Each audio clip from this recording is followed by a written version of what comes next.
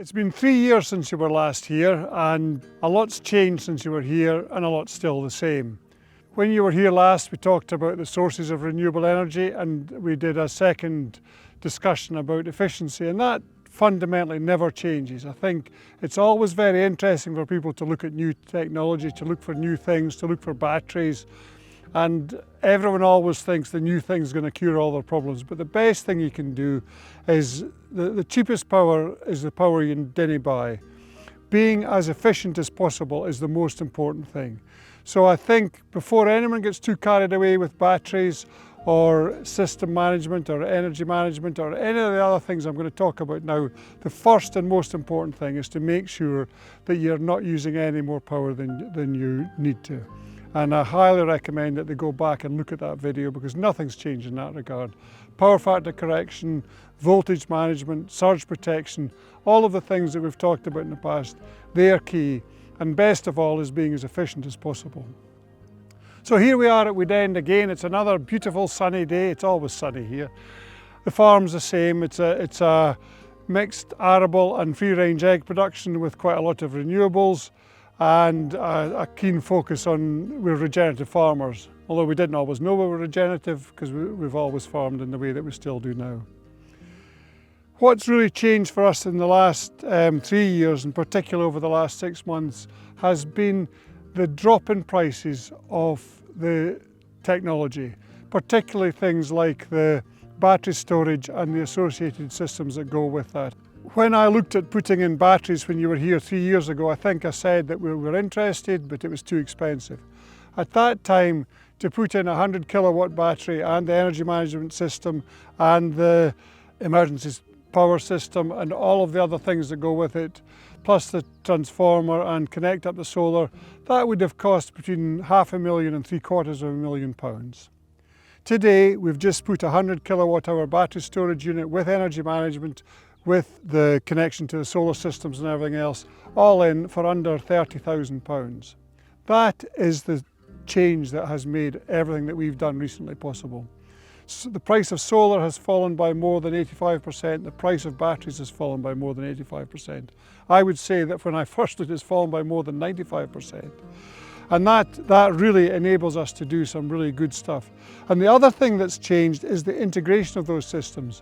So 2 years ago, I would have had to buy every one of those units as a single part on its own, and every one was a 5-figure sum at the very least, and some of them were 6-figure sums. Today, it's all in one box, it's all talking to each other. The fact that the solar that we've installed is connected by direct current to the batteries, it saves a huge amount of energy, because you don't have that transformation from DC to AC, and then across to the battery, and then from AC to DC to store it in the battery, and then when you need the power from DC to AC, you've got 3 transformations there. We would have lost 60% of the energy the sun had that we'd harvested, whereas now it goes straight into the battery and it only comes out and it's only converted to alternating current when we actually need to use it. So those technological and cost changes are massive. That integration and that cost reduction, and that's what's enabled us to do what we've done. So what we've done here is, because we were generating, and we still generate more power than we consume, but we were selling it at 6.5 pence a kilowatt hour, or 6.6 pence to give it the full thing, but we're buying it back in at 27 pence.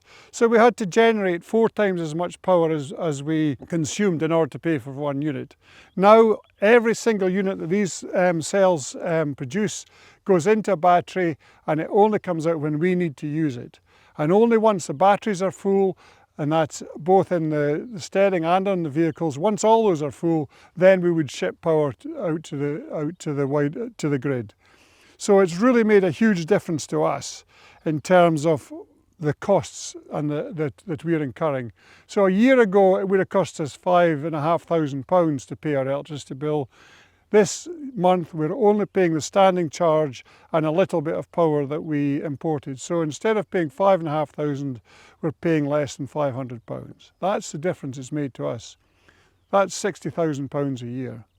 The fact that we were able to get the finance from Business Energy Scotland, it's an 8-year loan, That's fantastic. We're able to pay it back. So it's costing us £1,047 a month is how much it costs to repay that loan.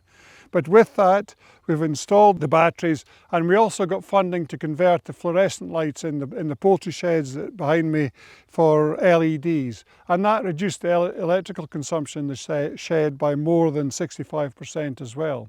So that combination of things has made a huge difference to our energy management. Our mantra, my mantra, is restoring rural resilience. That's what we try to do in everything that we're doing all the time in our farming. This change, energy is one of the biggest costs, and if it's running you, you can't run your business. The thing this has done for us is it's completely freed us. It's freed us up from that worry, and it couldn't have come at a better time. The cost of energy, cost of heat and power and fuel for cars and vehicles and tractors, that's not going to come down anytime soon. So being on top of that is key. And that's what this has allowed us to do. It's made us more resilient. And it means that I can wake up worrying about different things in the night instead of worrying about energy, I suppose. And it's not just farms like mine where we've got hens and we've got a dryer and feed mixing and there's 7 houses all running off the system.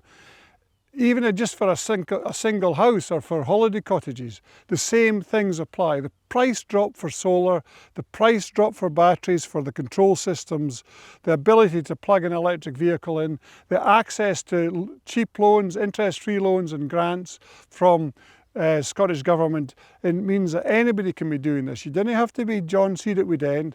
You can be anybody at all in any business or in any house. You should really go now and look at this because it's one of the biggest changes I've ever seen. That price drop is phenomenal. People aren't aware of it.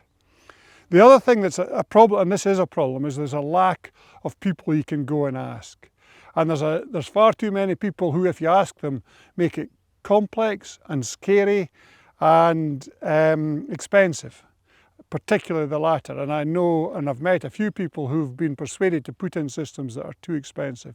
So take your time. Ask your farm advisor, ask other people to get help. Go to Business Energy Scotland. They're very good at giving you an assessment.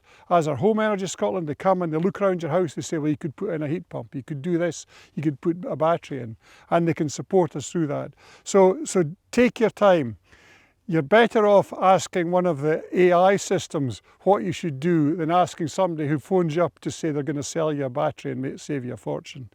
And you can buy them in your local supermarket. You can buy them in any places. I don't want to go on about that too much, but fundamentally, I do think that now is the time to take action. It was too expensive for too long, it was too complex. Now it's plug and play, it's common sense, and the more people do it and the more they understand it, the bigger the difference it's going to make. It's probably, for me, as big an impact as when the renewable heat incentive and biomass boilers were possible, or when there was support for solar cells under the feed-in tariff. This drop in price and the change in technology makes it accessible for everybody, and everybody should have a go at doing that. Scotland, the UK, has the highest electricity prices in Europe, and that's because, for reasons that escape me, they've linked the price of electricity to the price of LNG, to liquid natural gas, even here where we've got more sun and wind and water power than we need. So what we're now seeing is common sense, is a change to where they're going to hopefully unlink the price of electricity from the price of LNG and start to reduce the price a bit. So I think there is going to be a bit of change in the tariffs. I suspect, as ever, it's not going to be as bold or as sensible as it should be, and they're not going to do the things that would be really exciting, which would be the kind of land use change where you said any farm or business or house that's in rural Scotland that's able to could put up a wind turbine or put solar cells in and connect up a battery, provided it's for their own use, so it's not going to interfere with other things. So that would be a really sensible thing to do, and that's something that I hope somebody listens and actually considers. I know that it's been mooted before that like any other sensible European country where you've got sun and wind on a farm, you're allowed to use it, and that would be really sensible. The other thing, though, I see, and I suffer from it myself, is that technology is going to set me free. But you have to think about what the critical aspects of your business are. For me, it's to make sure that the fans run, that the feeding system runs, that the pop hole's open, that the monitoring equipment works in the hen shed. That's a critical requirement. It's also a critical requirement that the houses are warm and the lights go on, because as anyone knows who's got renewables, when it goes off, they come and phone you and say you've got to come and fix that, or if the boiler stops working and there's no hot water. So you have to be realistic and pragmatic.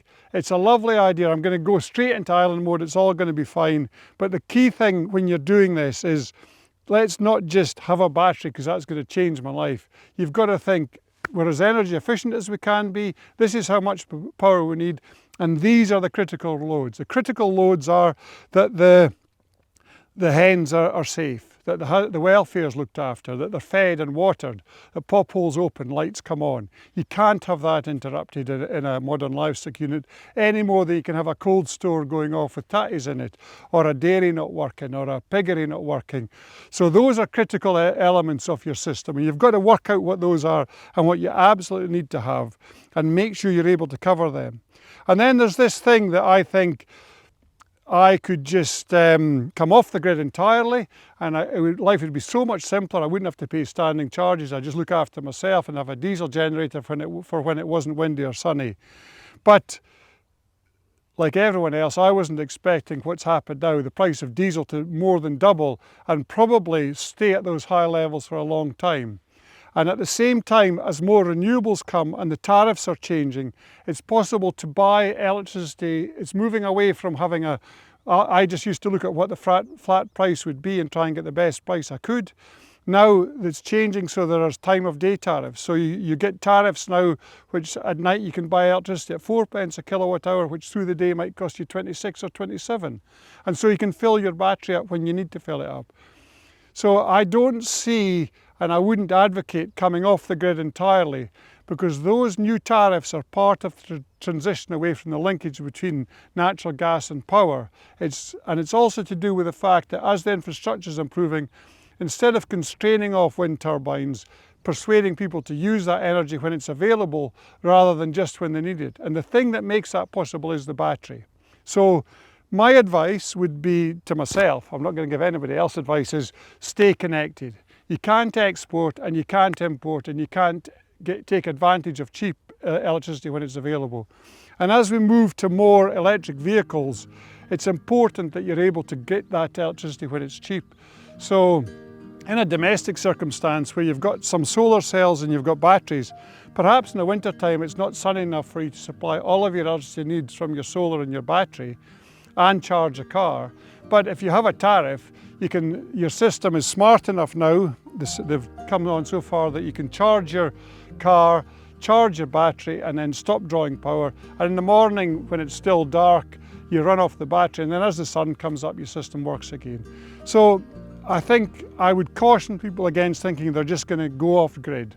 I don't think that's a wise choice, and I think it'll become less of a wise choice. There's going to be times of day when electricity is available at 0 pence a kilowatt or even at a minus price per kilowatt, because the alternative is turning off a wind turbine and paying the operator not to run it, which is a crazy circumstance in my view, but that's the world we're in. So I think that to take advantage of the market as it evolves and to make better use of the renewables that are there, I think stay connected would be my advice. And I really think that this issue of identifying your critical loads is key, and resist that urge to think the battery is just going to set you free, because it doesn't. It's like any other piece of plant and equipment, and it doesn't always work. Some of the learnings we've had in putting in here have been how you integrate it. So for example, the first generator I was going to buy was sized for what I would have used in the past for my poultry shed. And if the power went off, it would have started. But what I'm finding now is that I need a generator that's big enough to charge a battery and feed the poultry shed. So those things are key as well. So you have to take a minute to work out how it's going to fit together and to make sure that it can integrate. There's no point in going to a supermarket and buying an off-the-shed, plug-and-play solar cell that produces 5 kilowatts if you've got a 40 kilowatt fan running your grain dryer. So it's very important that you size things accordingly, and you have to consider what somebody described it as the topology of power. You can't push a little bit of water into a stream because the stream won't let it in. So you've got to size things accordingly. The fact that inverters from solar cells tend to run at a higher current sometimes mean that your RC, your automatic cutout switches have to be reset. So there's a few things that you learn as you go that you need to integrate it, but increasingly those are understood problems. I've done the usual thing of being a first mover and thinking it's great and then having to spend a lot of time and sometimes money making sure everything works properly. But the more people that do it, the easier it gets, like anything else. So the thought I want you to leave, I said that restoring rural resilience is a mantra for us here at Weedend. This is what we try to do. We try to be resilient and we try to restore it and be regenerative in our resilience all the time. And it doesn't come from collecting kit, I've learned, sadly. It doesn't come from having lots of batteries or having lots of kit. It's about thinking, using systems thinking, working out what you need, what your critical loads are, how the world's changing, how the tariffs are changing, and making sure you make the right choices. And right now, there are really good choices to be made, and just make sure you take your time to make the right one. That's the thought I'd like to leave you with.